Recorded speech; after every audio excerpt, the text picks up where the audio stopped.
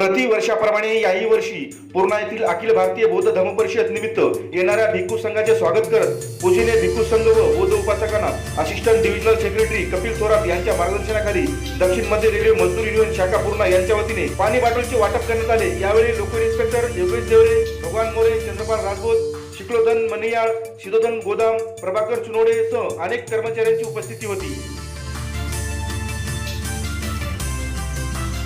भगवान More, south central railway मजदूर union Nanded branch secretary आहे।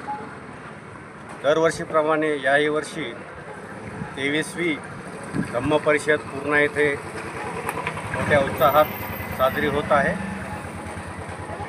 आज साऊथ सेंट्रल रेल्वे मजदूर युनियन पूर्णा ब्रँचतर्फे पाणी वाटप कार्यक्रम ठेवण्यात आला आहे।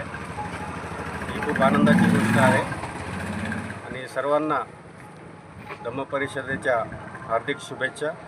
जय भीम। सप्रेम जय भीम, नमो बुद्धाय।